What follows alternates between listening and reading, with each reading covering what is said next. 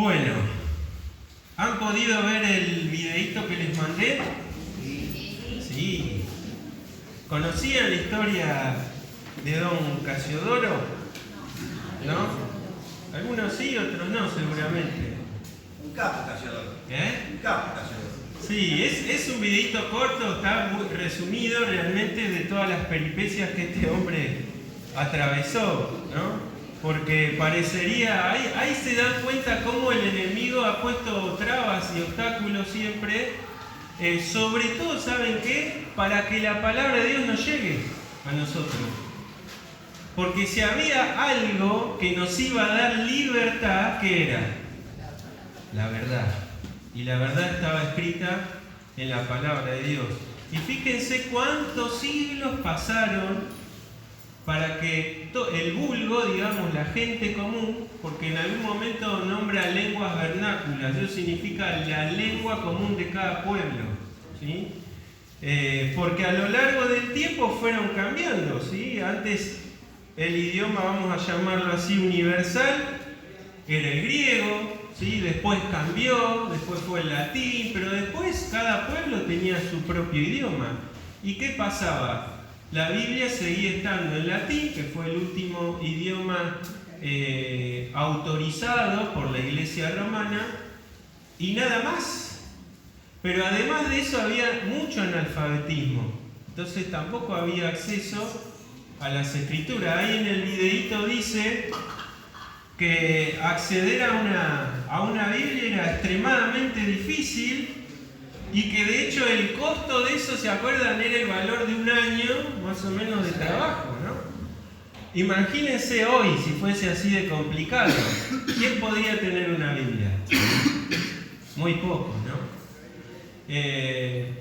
Y bueno, por eso siempre agradecemos a Dios por el tiempo que nos tocó vivir también, ¿no? Porque realmente tenemos que agradecer que hoy con tanta facilidad accedemos a la palabra de Dios, ¿no? Y como viene a veces esta libertad y esta facilidad, también en nosotros viene a veces el no tener en consideración o en alta estima esto, ¿no? A veces me pasa, lo hago personal. Que no pase, ¿no? Que valoremos siempre el poder tener a disposición su palabra y que también podamos seguir intercediendo por aquellos que hoy siguen perseguidos y que no tienen esta libertad, ¿eh? Hoy hay hermanos actualmente que no pueden tener una Biblia bajo el brazo en la calle ni hablar de la palabra de Dios abiertamente, ¿eh? Cantábamos vivo Él, sé que está vivo Él, y eso es una realidad que tenemos el privilegio no porque fuimos más inteligentes que otros, no. Simplemente por gracia de Dios, dice que la fe viene por el oír y el oír sus palabras, ¿no? Y la otra vez escuchaba las estadísticas de cuánto ha crecido el pueblo de Dios, ¿no? El pueblo cristiano, y es sorprendente ver cómo crece el número. Pero cuidado, ¿no? Porque crece el número, pero no está mejor la situación de los países. Y esto quizás es un llamado también a que si bien hay abundancia de palabra de Dios, no hay abundancia de vidas en la palabra de Dios, ¿no? Y esto también es un golpe para cada uno de nosotros para poder meditar en esto y decir cómo vivimos el día a día, cómo nos alimentamos cada día, ¿no? Si estamos medios raquíticos o no, si estamos fuertes en su palabra. ¿Alguna duda que les quedó de ese video? Creo que había sido bastante claro. Si bien es corto, nosotros sabemos que después el trabajo que hace Don Casiodoro se complementa con quién? Con Don Cipriano, ¿sí? Que lo que hace es actualizar esa versión, sacar algunos libros que eran llamados libros apócrifos, y que después hubieron algunas más correcciones del lenguaje hasta lo que al menos se ha quedado medio incrustado en nuestro corazón, que es la versión 60, ¿sí? Pero hay otras versiones también, por ejemplo la 77, que es una muy buena versión también, que está corregida incluso por uno de los teólogos más relevantes en habla hispana, que fue el que hizo el comentario de Matthew Henry. ¿Quién fue? Francisco Lacueva, ¿no? Hoy tenemos un discípulo de él que es Pérez Millos, ¿no? Un español, no sé si lo siguen en el canal. Y bueno, y en esa revisión 77 él estuvo involucrado. Si algunos tienen este hábito de ir comparando versiones, van a ver que hay algunas cosas que se cambian entre la 60 y la 77, y así ha sido a lo largo del tiempo. Hoy, de la línea de la Reina Valera, del texto Receptus, la más actual, ¿cuál es? ¿Qué versión es? La Reina Valera contemporánea. No sé si la leyeron. Se asemeja mucho al texto, pero saca, por ejemplo, los vosotros, los oísteis, ¿no? Que es un español que nosotros no hablamos, ¿no? Que es antiguo. Y así seguirá siendo porque el lenguaje es dinámico, no es estático. Y la palabra de Dios siempre tiene que ser de fácil acceso y entendimiento aún a los niños. Por eso hoy tenemos versiones un poco más llevadas a un terreno para que los niños lo puedan entender, ¿no? Ayer hablaba con una ex docente que dice: ya no voy a dar más clases particulares porque ya está jubilada, pero seguía con... Vieron que cuando uno tiene algo adentro es como que se jubila, pero algo tiene que hacer, ¿no? Y se asombraba de cómo las generaciones nuevas perdieron el lenguaje. Hay palabras simples que nosotros sabemos y los pibes no tienen ni idea.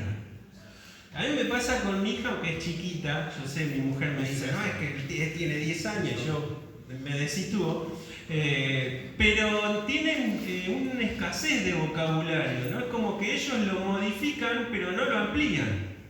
Ni hablar de la aberración del lenguaje inclusivo, un tema ideológico que nada tiene que ver con el verdadero lenguaje. Pero digamos que la palabra de Dios, incluso fíjense cómo hablamos de la palabra de Dios, que es el libro más traducido, no solo a idiomas, sino a también lenguajes de etnias, que para poder traducir la Biblia primero les tuvieron que crear un lenguaje a esas etnias, para después que ellos puedan tener la palabra de Dios. Y si ustedes leen, por ejemplo, esas traducciones a estas tribus, van a ver que hay diferencias obviamente literales, pero el mensaje se lleva igual, ¿no? Porque lo importante y lo que siempre Dios quiso es que nos quede su palabra entendible. La otra vez escuchábamos unos ciertos clérigos de la Iglesia romana que estaban a favor de volver a leer la Biblia en latín. Eso no es obra, sino del enemigo, otra vez, infiltrado de nuevo en las castas religiosas, vamos a llamarlo así.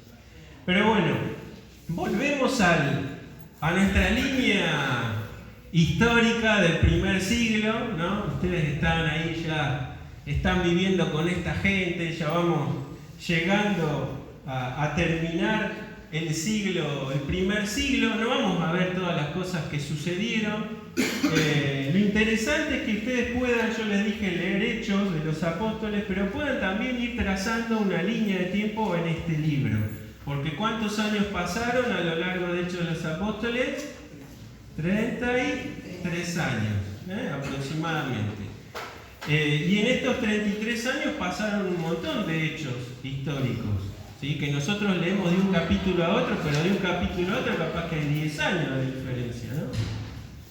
Y nosotros nos quedamos la clase pasada en el primer gran concilio que la iglesia tuvo, ¿sí? Que fue el concilio en Jerusalén. ¿Y por qué se habían juntado ahí?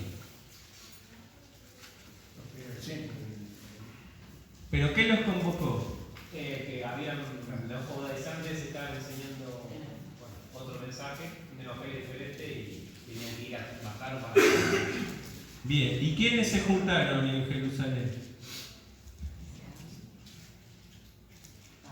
Se olvidaron de una semana a otra. Pablo, Bernabé, ¿quiénes más?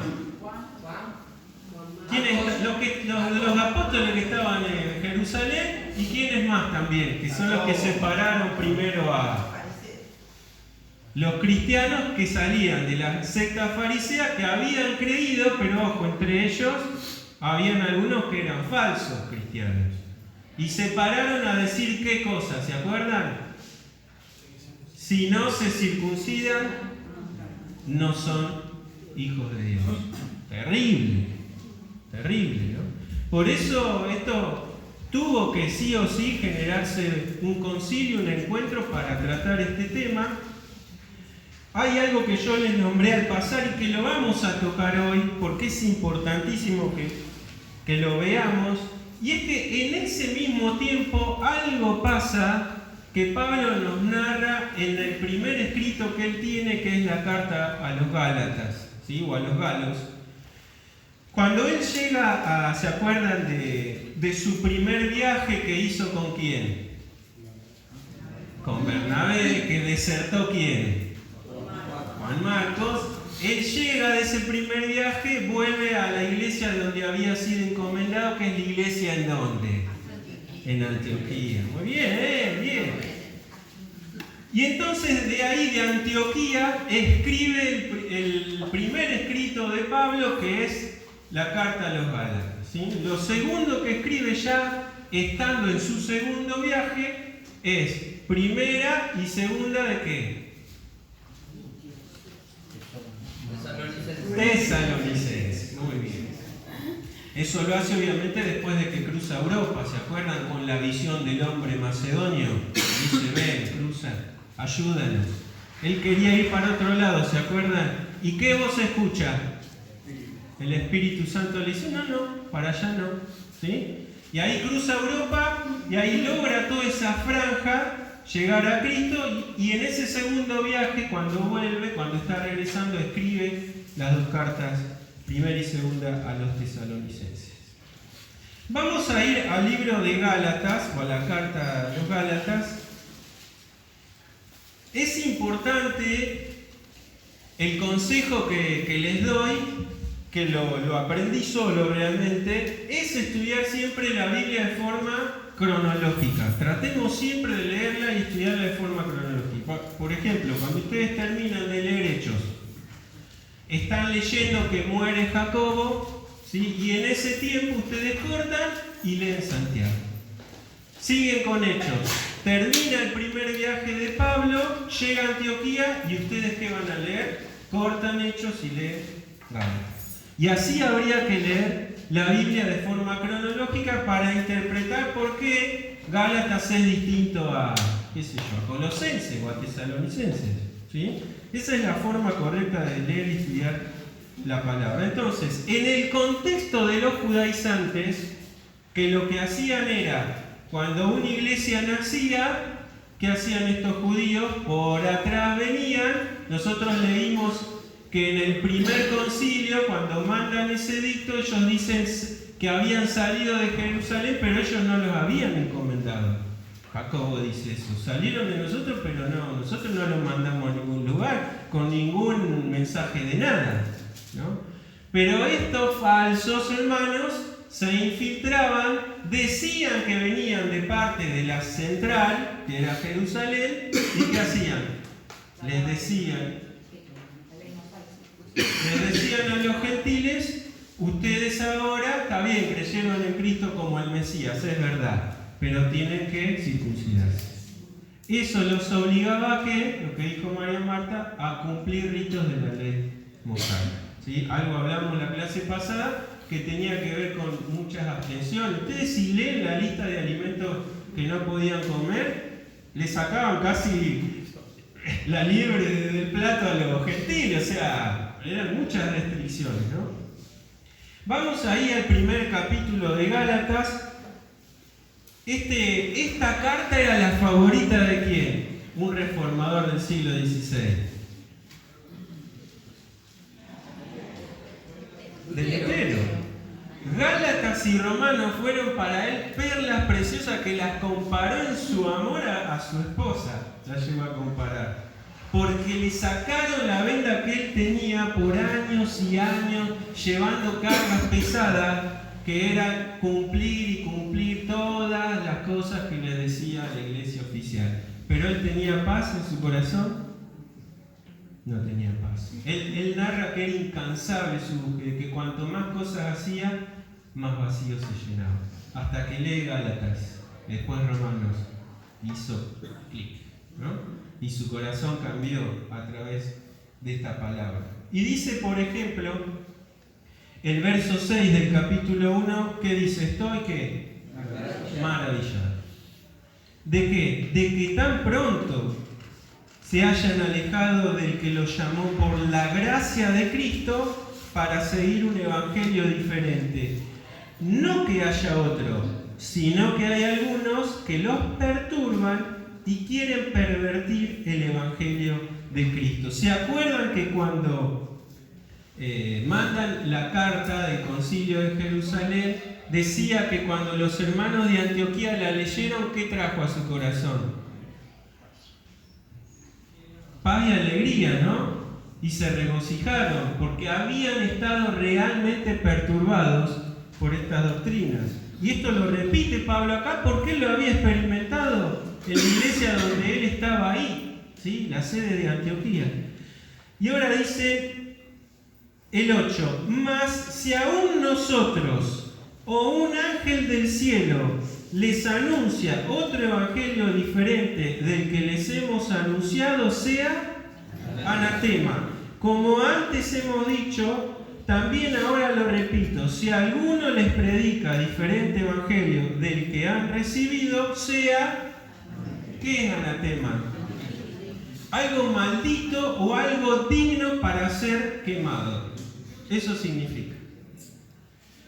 Tristemente, a lo largo de la historia cristiana, el enemigo siempre ha querido perturbar y pervertir el evangelio de Cristo. Y por ejemplo, las sectas que hoy siguen vigentes hoy, que nacen a principios del siglo XX, algunas a fines del siglo XIX y principios del siglo XX, hoy siguen teniendo vigencia, pervirtiendo el evangelio de Cristo, metiéndose en iglesias, ¿sí? Y captando a los que no están nutridos de la palabra y se los llevan a sus filas, ¿sí? Fíjense algo interesante e importante que tenemos acá. Dice, si nosotros. ¿Por qué dice si nosotros, Pablo? ¿No era él autoridad apostólica?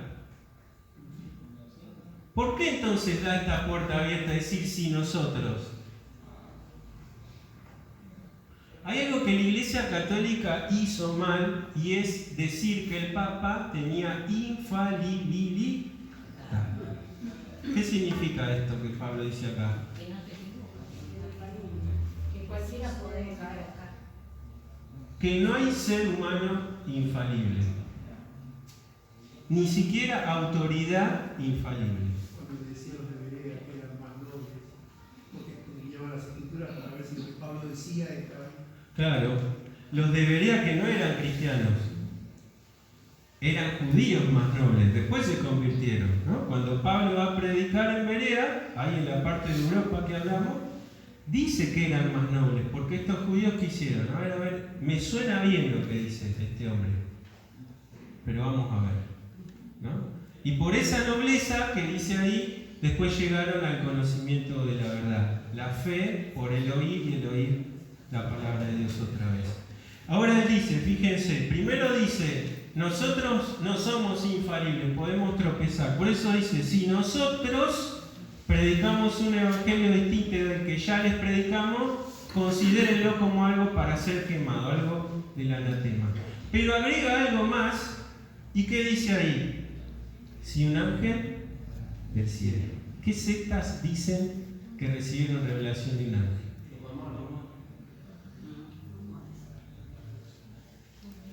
Interesante, ¿no? Todas las sectas que nosotros hoy vemos, incluso los adventistas del séptimo día, incluso, siempre tienen un exponente que dice haber recibido una revelación especial. La otra secta, sí, dijeron recién eso. ¿Quién más? ¿Se acuerdan? Los mormones y los mormones. ¿Sí? O sea, el ángel morón y en teoría, y los testigos de Jehová también que subieron revelación, o Elena de White que también tiene unas visiones que ella declara que sin esas visiones no podía entender la palabra. Bueno, A partir de eso se pervierte el Evangelio de Cristo. Y todas esas sectas son exclusivistas. Si vos le preguntás a cada uno de ellos, para ser salvo, ¿tengo que ser testigo de Jehová? Claro. ¿O tengo que ser adventista? Por supuesto. ¿O tengo que...? Y sí, tenés que ser mormón. ¿Y nosotros decimos que para ser salvos tienen que ser evangélicos?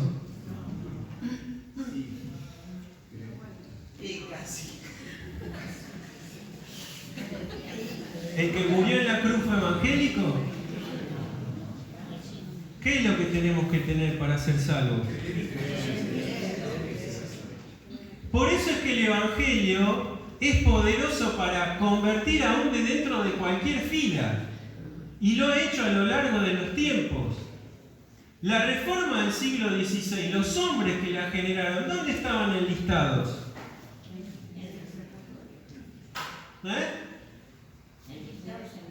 ¿En qué religión? En la Iglesia Católica oficial. ¿Y hacía cosas buenas? Sí, algunas buenas haría, pero estaba totalmente pervertida, al punto de que la palabra de Dios las restringía. Y se hacía incluso, tenían poder que político, porque estaban entongados, como se dice hoy, con el poder del pueblo. Y es la verdad, hermano. Se consentían guerras, se consentían matanzas, y en nombre de la Santa Inquisición, ¿qué pasó? Eliminaron a todos los que no se enlistaban en su fila. ¿Dijo alguna vez Jesús que los discípulos tenían que agarrar armas o matar en nombre de la fe? ¿Se pervirtió o no se pervirtió? ¿No? Y lo mismo a lo largo del tiempo, en el siglo VII, en el 600, que otra religión nace.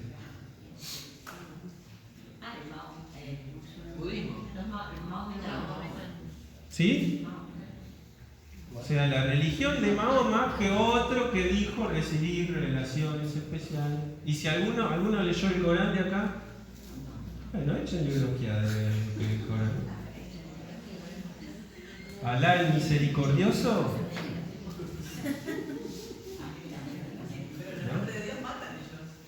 ¿No? En el nombre de... Por eso le digo, todo lo que fue después pseudo cristiano. Ahora, la otra vez el hermano decía que había un consenso de tratar de unir esto, ¿no? Se quiere unir primeramente lo que se llama religiones abrámicas. ¿Por qué? Porque el catolicismo, los judíos y los musulmanes consideran a Abraham. Tienen en común, exactamente, ¿no? Como una persona designada por Dios, ¿sí? Es intocable Abraham, ¿no? Fíjense que es importante que aún eso llega a nosotros, porque nosotros somos hijos de Abraham de acuerdo a qué dice la palabra, a la fe que tuvo Abraham, ¿sí? No es que somos hijos de Dios, pero se entiende lo que les digo, ¿no? Entonces con esa excusa quieren lograr ensamblar las religiones, que eso no es más ni menos que el ecumenismo, ¿no? Y que sabemos que es algo que se va a ir logrando de a poco, porque cuando venga el gobierno único, una de las cosas que va a tener el anticristo, que va a ser ese gobernante elocuente, que va a traer paz, que va a ser inteligente, que va a convencer a la gente, que va a unificar las monedas, que va a derribar, ¿no? ¿O por qué se creen que va a subir? ¿Porque tiene un cartel que dice yo soy el anticristo? No. Él va a lograr realmente en un medio de caos una paz y una unión entre los pueblos, y los cristianos van a ser los que estamos en contra de esa paz y de esa unión y de esa igualdad y de esa inclusión que hoy se habla tanto. Paz y seguridad. ¿Y qué va a tener a su mano derecha ese personaje? Un profeta. O sea que va a ser un representante de una religión, que posiblemente sea una religión que nuclee a todas las demás, ¿no? Y que represente. Y cuando nosotros leemos otras corrientes escatológicas que vemos que hablan de otras cosas, como, no sé, por ejemplo, si estudiaron la escatología de los testigos de Jehová, nada que ver con lo que la Biblia dice, pero nosotros entendemos que lo que hoy vemos porque realmente estamos viendo a pasos agigantados cómo todo esto está cumpliéndose. Hay algunos cristianos que decían que la marca de la bestia era algo simbólico. Hoy usted sabe que con la tecnología que hoy tenemos eso se podría implementar. ¿Y entonces de qué simbolismo? Si hoy los perros en Europa tienen un chip que los identifica, todo lo que nosotros vemos a lo largo de la historia se cumple perfectamente al plan que Dios dijo que iba a suceder, ¿sí? Y por eso cuando algunos incluso oran por la paz mundial, es en vano, porque no está. La única paz verdadera, hoy hablaba Jacobo, ¿no? ¿Quién la va a traer? Jesucristo, ¿no? Y aún así, después de ese milenio, ¿qué sucede? Otra vez se rebelan contra el gobierno perfecto de Jesucristo, ¿sí? Que donde ahí se genera directamente, Dios termina definitivamente con el pecado, ¿no? Y nosotros vemos a lo largo también de la historia que Satanás se ha metido incluso en este primer siglo. Fíjense, una iglesia naciente que en un mensaje se convierte en 3.000 y vos decís, esto es una bomba explosiva, llegan hasta lo último del imperio, pero Satanás no estaba inactivo mirando cómo todo esto pasaba, y entonces se infiltra. Y después del primer viaje de Pablo, donde Pablo seguro llegaba, comenta con sus hermanos todo lo que el Espíritu había hecho por medio de ellos y cómo se habían convertido gentiles y todo, atrás de Pablo, ¿quiénes iban? Satanás y sus emisarios llevando ahora doctrina falsa, no generando paz, generando perturbación y perversión. Y entonces dice a los Gálatas, si nosotros cambiamos de parecer o decimos otra cosa, si da esa casualidad de que ven un ángel que les dice otra cosa, ¿qué dice?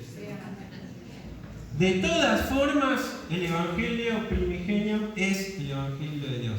Todo lo demás, digno de ser quemado. Y entonces Pablo después tiene que narrar un hecho importante que sucede en este tiempo que nosotros estamos parados, que es alrededor del 49 o 50 después de Cristo, ¿sí? Es donde se genera el concilio de Jerusalén. Y fíjense, dice, vamos a ir al capítulo 2 para avanzar. Dice el 2, dice, lo voy a leer rápido, ¿sí? Después, pasados 14 años, porque él ahora da un testimonio personal para convencer a estos hermanos de lo que él decía era así también, y de que de ninguna forma los que habían llegado a ellos eran realmente emisarios de Jerusalén. No era así. ¿Por qué? Fíjense. Dice, llevando conmigo a Tito, el 1, pero subí según una revelación y para no correr o haber corrido en vano. ¿A dónde sube? Subí a Jerusalén, ¿sí? Expuse en privado a los que tenían cierta reputación el evangelio que predico entre los gentiles. Mas ni aun Tito, que estaba conmigo, con todo y ser griego, fue obligado a circuncidarse. Y esto a pesar de los falsos hermanos introducidos como a escondidas. Estos eran los que decía el Señor Jesús, que entraban al redil no por la puerta. Entraban, exactamente, se habían infiltrado. Fíjense, dice, ¿entran para qué? Para espiar nuestra libertad que tenemos en Cristo Jesús, para reducirnos a esclavitud, a los cuales ni por un momento accedimos a someternos para que la verdad del Evangelio permaneciese con vosotros. Corto acá un segundo.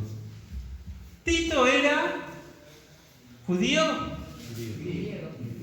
gentil. Se lleva un gentil a Jerusalén. Dice él ahí que siendo gentil en la iglesia de Jerusalén, ¿qué pasó? ¿Lo obligaron a circuncidarse?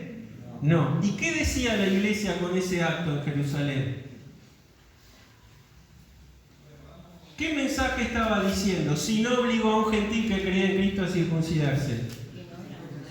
que no era requisito para ser salvo. Entonces Pablo le dice, Gálatas, escuchen bien, cuando yo fui a Jerusalén, si fuese verdad lo que estos judíos les dicen a ustedes, yo me llevé a un gentil conmigo, yo me llevé a Tito, y ninguno de los apóstoles ni de los que estaba ahí lo obligó a Tito a circuncidarse. Lo que significa que lo incluyeron al núcleo de la fe sin tener o cumplir un rito judío y sin pasar a ser judío. ¿Se entiende? ¿Se entiende por qué Pablo nombra a Tito y nombra esto acá? Porque les está mostrando con hechos de que lo que les habían entrado a decir esta gente era totalmente falso. Pero no se queda ahí Pablo, sigue, fíjense.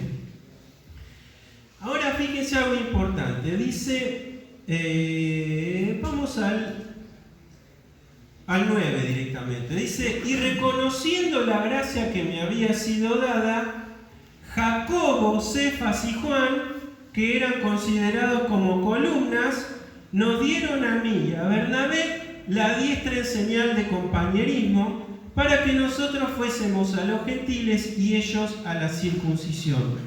Solamente nos pidieron que nos acordásemos de los pobres, lo cual también procuré con diligencia hacer. Jacobo, Cefas y Juan, ¿quiénes son? ¿Qué Jacobo es? El apóstol no porque había muerto. Santiago, la carta que vamos la semana que viene a empezar. Jacobo, Cefas es Pedro y Juan, el apóstol Juan, ¿sí? Ellos, además que estaban los otros apóstoles así, ellos eran considerados las columnas principales. ¿Pero por qué si había otros apóstoles? Bueno, porque nosotros no se nos dice, pero los apóstoles no se quedaron incrustados en Jerusalén. Los que más actividad en Jerusalén tenían eran estos tres. Los demás iban a predicar a otros lados, tenían sus viajes. Después por la historia, por la patrística sabemos, incluso la vez pasada hablamos de Marcos, se cree que Marcos llegó hasta África y llevó el Evangelio a Alejandría, y después Alejandría fue un núcleo cristiano impresionante. No lo narra la palabra, hay datos históricos que tenemos, pero tenían actividades, ¿sí?, de predicación del Evangelio, no solo los apóstoles, sino después los profetas y evangelistas que había en la época. Pero en Jerusalén, como Pedro y Jacobo tenían el ministerio principal sobre los judíos, sobre el pueblo judío, el mismo espíritu que reparte esa tarea a ellos le reparte a Pablo y a Bernabé el ir a quienes, a los gentiles. Por eso cuando Pablo dice acerca de los dones se aprenden, nosotros aprendemos los dones, dice, los da el espíritu como Él quiere. Y Él manda como Él quiere. Pues cuando Jesús les dice que no los iba a dejar huérfanos, ¿qué les dice? Vendrá a ustedes el Parácletos. Y se traduce el Consolador en la 60, pero puede ser el ayudador, o es alguien que está a tu lado de la misma forma que Jesús había estado con ellos. Por eso les dice otro, significa otro similar a mí, les dice Jesús. No van a estar huérfanos. Y Él tomará de lo mío y os lo hará saber. Y esa función del Espíritu en cada uno de nosotros la sigue teniendo hoy. Solo que a veces yo tengo el oído un poquito con cera y no lo escucho, ¿no? Pero no era lo que pasaba en este primer tiempo, que el Espíritu les hablaba. ¿Se acuerdan en el primer viaje que dice? El Espíritu habló a la iglesia y les dijo: apártenme a Pablo, apártenme a Bernabé para la tarea, ¿no? Qué impactante. Ahora fíjense algo importantísimo acá, porque con esto quiero terminar. El verso 11. Pero cuando Pedro vino a Antioquía, estamos hablando de ese tiempo, posiblemente algunos dicen que fue inmediatamente después del edicto que sale del concilio de Jerusalén, ¿sí? De esa carta que escribe Jacobo, ¿se acuerdan? Que les pasa a los gentiles que se atengan de algunas cosas, nada más, para que haya paz entre ellos. Bueno, puede haber sido inmediatamente después de eso. ¿Qué hizo Pedro? Lo va a visitar allá a su amigo Bernabé y Pablo a Antioquía, ¿sí?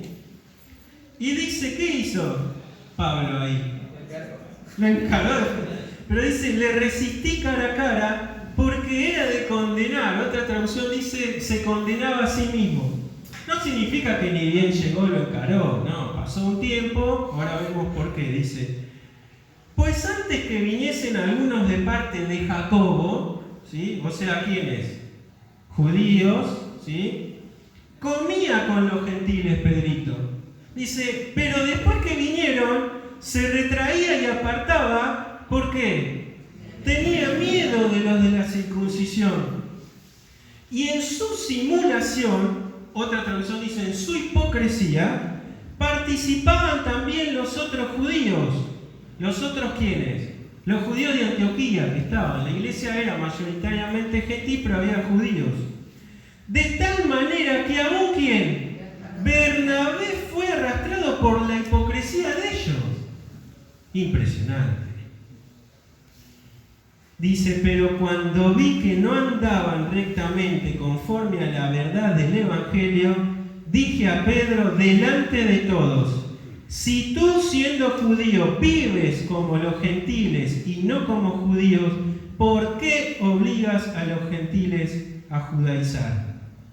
Cortamos un poquito ahí. ¿Por qué fue tan importante esa confrontación cara a cara? Leímos ahí en Gálatas que dice Pablo, si nosotros o un ángel. ¿Qué está pasando acá? ¿Qué nos dice esto? Que por más que Pedro era una de las columnas, como dice, no era infalible. Ahora, algo interesante también acá, porque dice le resistí cara a cara. ¿Eso qué significa? Que no fue por detrás. Che, ¿viste lo que está haciendo Pedro? Oh. ¿Y este viene de Jerusalén? ¿Y esta es columna de la iglesia allá? Mirá lo que está haciendo. ¿Te parece? Y tendríamos que hablar con tal y tal. ¿Le suena conocido? Fue cara a cara, le resistió cara a cara. Como debe ser, como debemos arreglar las cosas entre cristianos.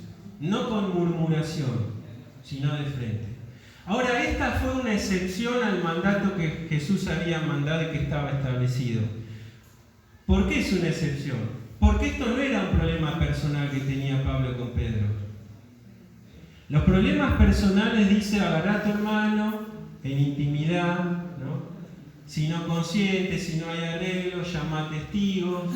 Si no pasa eso, bueno, hasta que llega a un nivel en que la iglesia tiene que ser, ¿no? Porque ese hermano que no perdona o que sigue en el conflicto está persistiendo en su pecado, ¿tá? Entonces de esa forma se lo expone. Pero acá, como no era un problema de piel de Pedro y Pablo, sino que era un problema que atañaba ¿a quién? A la doctrina fundamental de la iglesia. Como se estaba pervirtiendo de forma pública, Pablo ¿qué tiene que hacer? Enfrentar de forma pública. Y no era porque Pablo tenía un problema personal con Pedro. Lo segundo que dice ahí dice era de condenar, o se condenaba a sí mismo. ¿Eso era por ignorancia? ¿Pedro ignoraba? No. Pedro fue el primero en recibir la revelación directa de Jesús. No llames impuro o inmundo lo que yo creo. Cuando baja el lienzo con los animales. Y dice, cuando Pedro meditaba esta visión, que 3 veces dijo que no iba a matar y comer, llegan los emisarios de Cornelio, Pedro es llevado allá, y Dios le manifiesta que los gentiles tenían que ser incluidos. Que dejen ya de generar muros de separación. O sea que era digno de condenar no por su ignorancia, ¿está? Porque si el hermano que hubiese generado esto era un ignorante, como se hacía, como hicieron también con, ¿se acuerdan este matrimonio? Se me fue de la mente ahora, Priscila y Aquila, que lo llaman aparte ¿a quién? ¿Se acuerdan? ¿Por qué? Porque Apolos era poderoso en palabras, pero había algunas cositas que corregir. ¿Y qué dice? Lo llaman aparte y le explican mejor el camino. Porque Apolos ignoraba.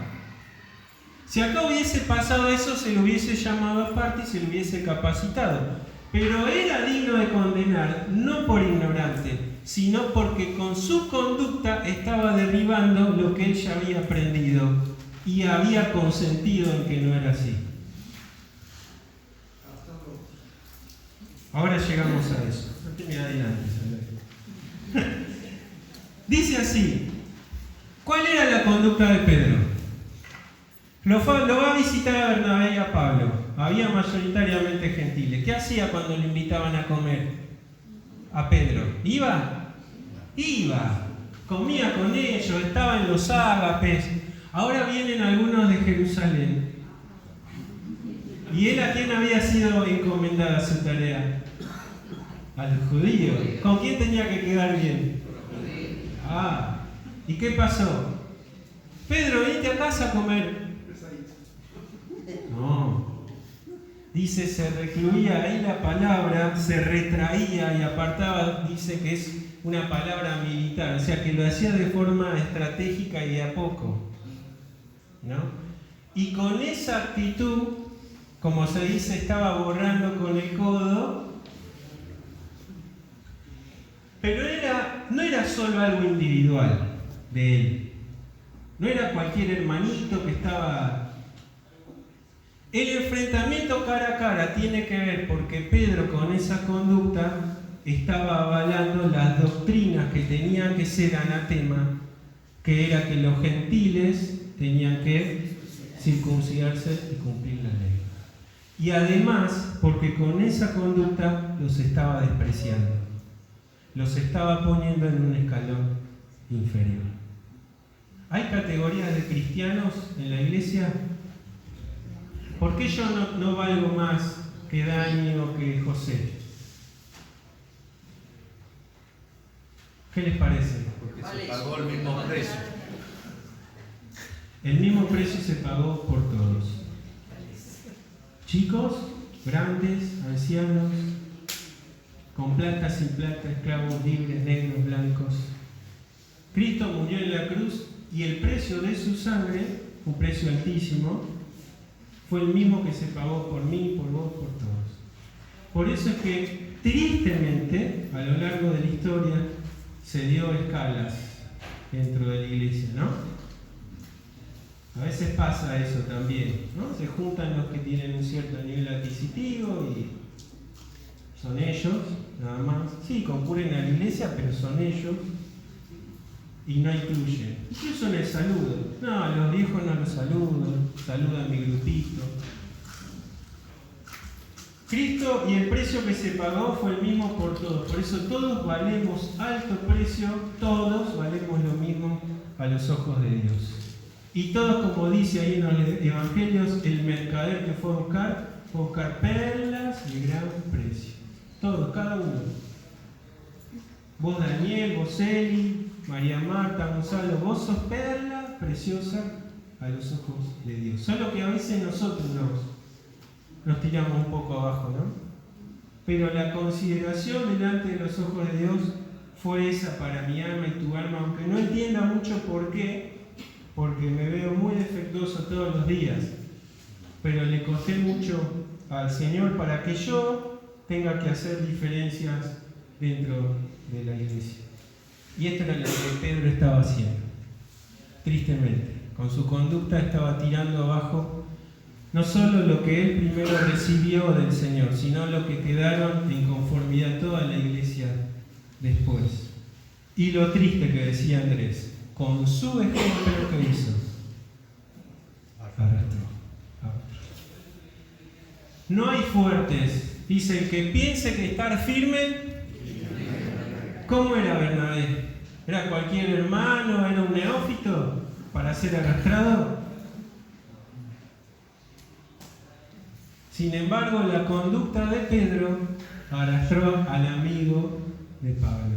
Yo me imagino cómo se debe haber sentido Pablo, ¿no? Su amigo de su primer viaje, su amigo que lo acercó a los discípulos, el que estuvo con él, el de un corazón especial, el que vivió las vivencias de insultos, de un montón de cosas, ahora estaba cayendo en este error. Y yo creo que después de ver eso, después de ver cómo pasaba eso en esta iglesia de Antioquía, yo creo que esa debe haber sido la gota que le llenó el vaso a Pablo y con mi amigo no, con Bernabé no. Y entonces, ¿qué dice? Cuando vi que no andaba, de acuerdo a la verdad, le dije delante de todos. Esta es la excepción, esto no es para hacerlo hoy. Si yo tengo algo de piel con José o con... No es para yo acá... No. Las cosas personales se arreglan en intimidad. Pero si hoy yo me parara acá a decirles a ustedes que la salvación es por creer en Cristo, pero también hay que guardar el sábado, como algunos dicen, cualquiera de ustedes está habilitado por Dios a pararse y a decir lo que decimos es anatema. ¿Se entiende? Porque se está permitiendo la doctrina fundamental de la gracia y de la fe, y de la salvación por medio solamente de la fe en Cristo Jesús. ¿Queda claro esto? Clarísimo, ¿no? Ahora, fíjense, dice, hay una cosa que Pedro tuvo, por lo cual cede a esto, dice, tuvo mi miedo. El perder aceptación, ¿no? Fíjense esto, ¿no? La presión que generaba esto en Pedro fue más fuerte que su convicción. Y esto me hace preguntar a mí, ¿cuánto vale mi convicción? Pregúntate esto cuando estás en tu trabajo, en tu ambiente secular. Cuando se tocan ciertos temas y vos, ¿no? Cafecito. ¿Cuánto vale? No tiene que haber valor para nuestra convicción. ¿Sí? Por más que sintamos desprecio o exclusión, por más que se nos tilde de lo que sea, el mensaje es poderoso porque es el mensaje de Dios, ni siquiera nuestro. Nosotros somos vasos de barro que lo llevamos. Pero fíjense, por miedo a no sentir, a perder eso que él tenía en su iglesia, ¿no? Que era el consentimiento, el beneficio de estar con estos hermanos. Para no perder eso, fíjense, esa presión fue más fuerte que su convicción. Y que la convicción que no había adquirido por estudiar cualquier libro, sino que le había dado en revelación Jesucristo. Esto también es una lección para nosotros, ¿no? ¿Cuánto vale mi fe? ¿Cuánto vale la convicción que tengo? ¿La pongo mi inclusión entre el resto más superior a lo que yo creo? ¿Cómo pondero? ¿No? Y esto es algo personal y es algo que tristemente muchas veces tropezamos, ¿no? Y el Señor nos tiene y después, bueno, nos levantamos y damos testimonio, pero fíjense que, por eso les decía, todo lo contrario a lo que la Iglesia habló después de la infalibilidad, ¿no? No hay personas infalibles.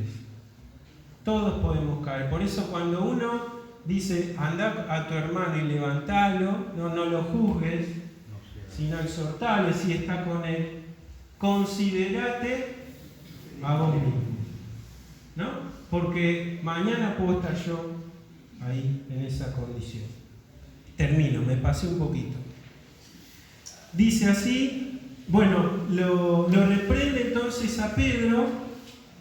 Si ustedes después siguen leyendo van a ver, por ejemplo, el verso 16. Sabiendo que el hombre no es justificado por las obras de la ley, Pedro ya lo sabía esto, sino por la fe de Jesucristo. Dice, nosotros también hemos creído en Jesucristo para ser justificados por la fe de Cristo y no por las obras de la ley. Por cuanto por las obras de la ley, ¿quién? Nadie será justificado. La clase que viene vamos a hablar un poquito más acerca de esto, porque no significa que la ley entonces arrancamos el antiguo y lo tiramos.